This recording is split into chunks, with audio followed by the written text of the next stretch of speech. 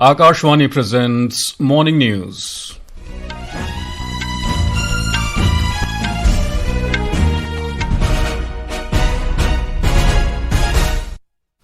Good morning, I am Nishit Kumar. The headlines.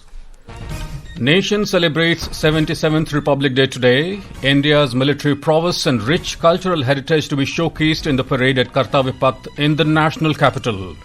Vice President C.P. Radhakrishnan and Prime Minister Narendra Modi greet people on the occasion.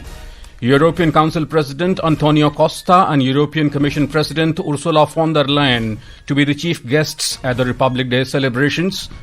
President Droupadi Murmu says Atma-nirbharata and Swadeshi are guiding principles in shaping country's economic destiny. 131 distinguished personalities selected for this year's Padma Awards. Actors Dharmendra Mammootty, former Supreme Court Judge K.T. Thomas, singer Alka Yagnik and cricketer Rohit Sharma prominent among them. Gallantry Awards for 70 Armed Forces personnel announced. IAF Group Captain Shubhanshu Shukla honoured with Ashoka Chakra. And in cricket, India registered crushing 8-wicket victory over New Zealand in the third T20 to take an unassailable 3-0 lead in the 5-match series.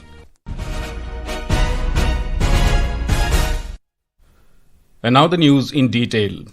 The nation celebrates its 77th Republic Day today. President Droupadi Murmu will lead the nation in celebrating the day from Kartavya Path in New Delhi. The Republic Day parade will start at 10:30 a.m. and run for a duration of around 90 minutes. Our correspondent has filed this report.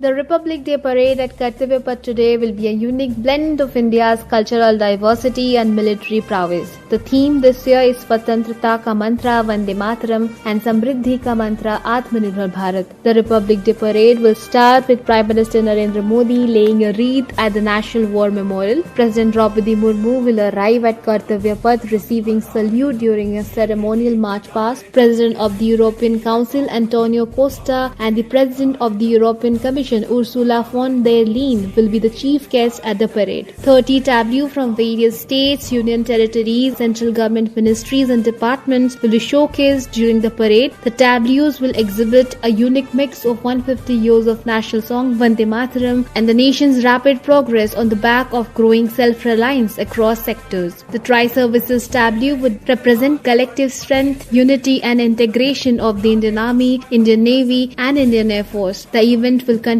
with a flypast by 29 aircrafts including Rafale, Su-30, C-295, MiG-29, Apache among others. To honor their contributions in nation and society building, 2,500 artists will present cultural performances. With Anupam Mishra from Kartavya Path, Priya Mondal, Akashvani News, Delhi.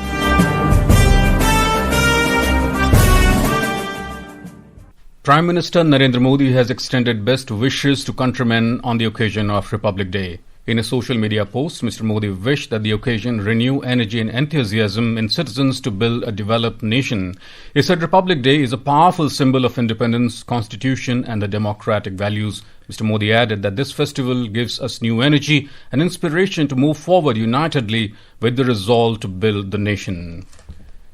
Vice President C.P. Radhakrishnan also extended greetings to citizens in India and abroad on the occasion of the 77th Republic Day. In a social media post, the Vice President said that the day celebrates India as a vibrant republic founded on the timeless ideals of justice, liberty, equality and fraternity.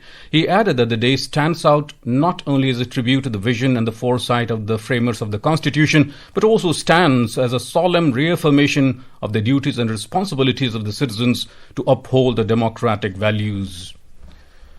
President Droupadi Murmu has said that Atma-nirbharata and Swadeshi are the guiding principles in shaping the country's economic destiny. She lauded India's young entrepreneurs, sportspersons, scientists and professionals for energizing the nation and making their mark globally. President Murmu made these remarks while addressing the nation on the eve of the 77th Republic Day yesterday. Ms. Murmu said that the country has the world's largest young population and its youth possess immense talent. She added that a large number of countries' young population is presenting impressive instances of success through self-employment. विश्व के सबसे बड़ी युवा आबादी हमारे देश में है। गर्व की बात है कि हमारे युवाओं में असीम प्रतिभा है। हमारे युवा उद्यमी, खिलाड़ी, वैज्ञानिक और प्रोफेशनल्स देश में नई ऊर्जा का संचार कर रहे हैं तथा विश्व स्तर पर अपनी पहचान बना रहे हैं। आज बड़ी संख्या में हमारे युवा स्वरोजगार की सफलता के प्रभावशाली उदाहरण प्रस्तुत कर रहे हैं। हमारे युवा ही हमारे राष्ट्र की विकास यात्रा के ध्वजवाहक हैं। Urging everyone to work together with the spirit of nation first and make India even more glorious, President Murmu said that Republic Day is an opportunity to strengthen the strong feeling of patriotism.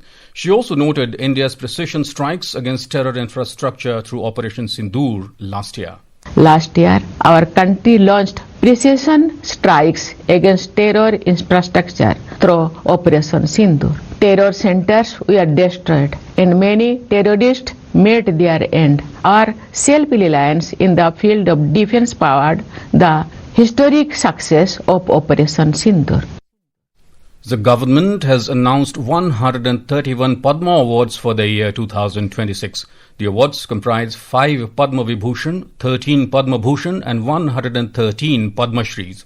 Among the awardees, 19 are women and 16 honours are being conferred posthumously. Actors Dharmendra and Mammootty, Supreme Court Judge K.T. Thomas, politician V.S. Achyutanandan, singer Alka Yagnik and cricketer Rohit Sharma are prominent among them.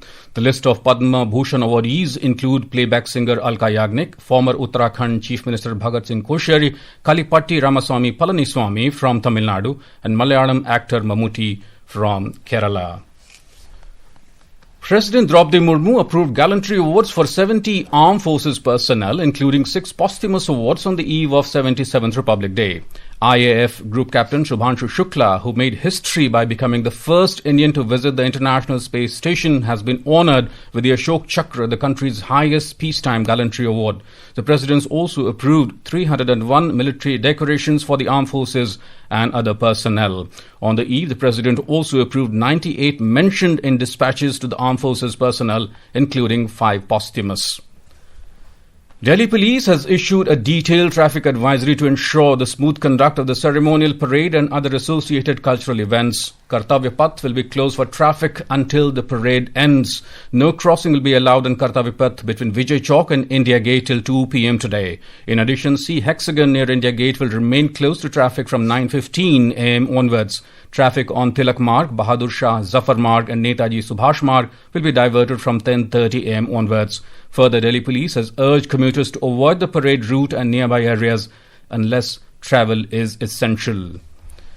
As part of Republic Day celebrations, the government has organized a 3-day program in New Delhi for over 100 Prime Minister Internship Scheme PMIS interns from across the country. Ministry of Corporate Affairs informed that these interns will be the special guest at the Republic Day parade today. As part of the tour program, PMIS interns interacted with Union Minister Harsh Malhotra and shared their learning experiences, aspirations and feedback on the scheme. Addressing the interns, Mr. Malhotra said to enable India's youth, PMIS is designed to open new opportunities and serve as a bridge between theoretical learning and practical experience. This is Akashwani giving you the news. For quick news updates round the clock, follow us on our X handle at AIR News Alerts. And for details of this stories and more, log on to our website newsonair.gov.in and download the News on AIR app. Welcome back to the morning news. External Affairs Minister Dr. S. Jaishankar called on President of the European Council Antonio Luis Santos da Costa and the President of the European Commission Ursula von der Leyen in New Delhi yesterday. In a social media post, Dr. Jaishankar expressed confidence that the upcoming discussions of the two leaders with Prime Minister Narendra Modi would herald a new chapter in India-European Union relations. Dr. Jaishankar also had productive conversation with Vice President of the European Commission, Kaja Kallas. Dr. Jaishankar said that during the meet, the two sides agreed on intensifying their exchanges and taking forward the cooperative agenda. The leaders are on a state visit to India at the invitation of Prime Minister Narendra Modi. During the visit, the leaders will explore the next phase of India-European Union strategic partnership.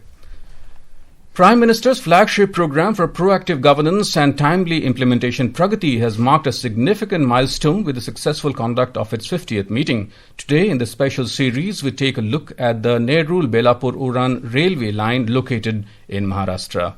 Nerul-Belapur-Uran railway line is a strategically significant suburban rail infrastructure project. The project was sponsored by the Ministry of Railways with a revised project cost of over 2,800 crore rupees. The railway line was planned for execution in two phases. Phase 1 from Nerul-Belapur Seawood to Kharkopar and Phase 2 from Kharkopar to Uran. The project involved multiple statutory and coordination dependencies, recognizing the project's importance for port-based mobility, urban expansion and regional economic integration. These issues were taken up for structured review under the Pragati mechanism on 22nd February 2017. Guided by the direction of Prime Minister Modi, a coordinated and time-bound governance framework was activated. This leadership-driven intervention translated into visible execution momentum on the ground. Phase 1 from Nerul-Belapur Seawood to Kharkopar was successfully commissioned on November 2018. The Kharkopar-Uran section, the Phase 2, was subsequently inaugurated for passenger services by Prime Minister Narendra Modi on 12 January 2024. Akshit Vaidyan, Akashvani News, Delhi. Election Commission has directed the Chief Secretary of West Bengal to suspend Assistant Electoral Registration Officer AERO and Block Development Officer Sumitra Pratim Pradhan of Barishat 2 with immediate effect and remove from any electoral road-related work. In a letter to the Chief Secretary, the Commission stated that the officer legally assigned 4 officials as additional AEROs to handle hearings about discrepancies in voter list. It said that these officials were never officially designated as AEROs under Section 13C of the Representation of Peoples Act 1950. India's foreign exchange reserves rose sharply by 14.167 billion US dollars in the week that ended January 16th to $701.360 billion, driven by a jump in both gold reserves and foreign currency assets. The country's forex reserves has been hovering near its all-time high of $704.89 billion. In cricket, India registered a crushing 8-wicket victory over New Zealand in the third T20 of the 5-match series at the ACA Stadium, Barsapara in Guwahati last night. The Suryakumar Yadav-led Men in Blue have now taken an unassailable 3-0 lead in the series. Chasing the target, India overhauled the total for the loss of 2 wickets in just 10 overs. Abhishek Sharma smashed 68 of 20 balls, while captain Suryakumar Yadav struck 57 of 26 deliveries. And now for a look at today's newspapers, it's over to Nina Arakal. Thank you, Nishad. President Murmu's address to the nation on the eve of Republic Day, highlighting India's steady rise in all spheres, is carried prominently by all the leading dailies. Delhi cops lay out high-tech security shield for 77th Republic Day is the top story in the Asian Age. Government announces 131 Padma Awards, while Group Captain Shubhanshu Shukla to be awarded the Ashoka Chakra, says the pioneer. External Affairs Minister Jaishankar meets EU chiefs ahead of key trade deal is the headline in the Tribune. BBC's Voice of India, Mark Tully, dies at age 90, writes the Statesman. 20,000 crore rupees production-linked incentive for critical nuclear component manufacturers on the cards, headlines Financial Express. Tourists spend freezing night in vehicles as snow rush turns into traffic nightmares in Manali, reports the Times of India. America +1 still a challenge as security, geography, hurdles for trade for EU and allies, writes the Economic Times in its editorial. And with that, it's back to you, Nishit. Thank you, Nina. And now before we end the bulletin, the headlines once again. Nation celebrates 77th Republic Day today. India's military prowess and rich cultural heritage to be showcased in the parade at Kartavya Path in the national capital. Vice President C.P. Radhakrishnan and Prime Minister Narendra Modi greet people on the occasion. European Council President Antonio Costa and European Commission President Ursula von der Leyen to be the chief guests at the Republic Day celebrations. President Droupadi Murmu says Atma-nirbharata and Swadeshi are guiding principles in shaping country's economic destiny. 131 distinguished personalities selected for this year's Padma Awards: actors Dharmendra Mammootty, former Supreme Court Judge Katie Thomas, singer Alka Yagnik and cricketer Rohit Sharma prominent among them. Gallantry awards for 70 armed forces personnel announced. IAF Group Captain Shubhanshu Shukla honoured with Ashoka Chakra. And in cricket, India registered crushing 8-wicket victory over New Zealand in the third T20 to take an unassailable 3-0 lead in the 5-match series. And with that, we end the morning news. Have a nice day.